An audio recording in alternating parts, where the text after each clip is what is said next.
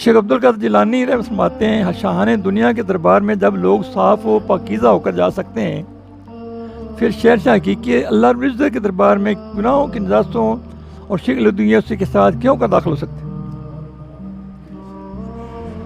یعنی حضور غوث پاک فرماتے ہیں رحمۃ اللہ علیہ، شاہان دنیا کے دربار میں جب لوگ صاف اور پاکیزہ ہو کر جا سکتے ہیں، تو پھر شہنشاہ حقیقی اللہ رب العزت کے دربار میں گناہوں کی نجاستوں اور شرک کی آلودگیوں کے ساتھ کیوں کا داخل ہو سکتے ہیں؟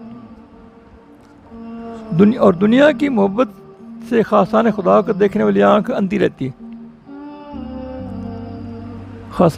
دنیا کی محبت سے خاصان خدا کو دیکھنے والی آنکھ اندھی رہتی ہے۔ حضرت حسن بصری نے ارشاد فرمایا کہ بیوقوف سے کنارہ کشی اختیار کر، اللہ کی قربت کا ذریعہ ہے۔ بیوقوف سے کنارہ کشی اختیار کرنا اللہ کی قربت کا ذریعہ ہے، اور عقل مند سے دوستی کرنا دینداری کا ذریعہ ہے۔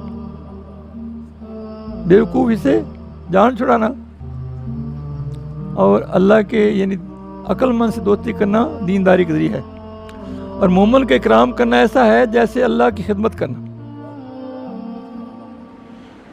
مومن کا اکرام کرنا اللہ ایسا ہے جیسے اللہ کی خدمت کرنا۔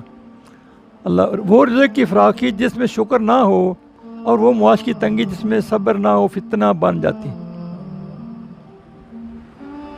وہ رزق کی فراخی جس کے ساتھ شکر نہ ہو، اور وہ معاش کی تنگی جس میں صبر نہ ہو فتنہ بن جاتی۔ اللہ قربت میں جانے کے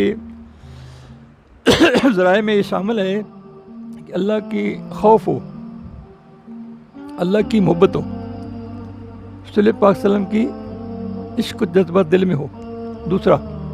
تیسرا یہ کہ اللہ کی نعمتوں پہ شکر ہو اور مصائب پہ صبر ہو۔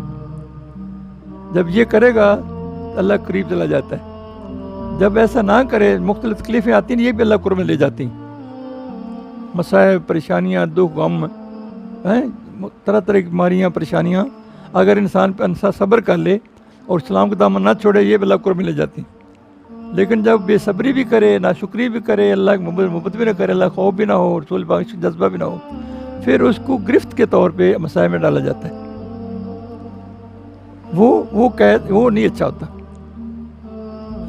اس سے پہلے انسان یعنی جیسے بتایا ہے، اللہ خوف ہو، دل میں اللہ کی محبت ہو، رسول پاک کی مصطفیٰ صلی اللہ علیہ وسلم سینے میں ہو، اور نعمتیں ملے شکر کرے، مصائبات صبر کرے، اس اگلی بات میں گرفت طرف جائے ہی نہ،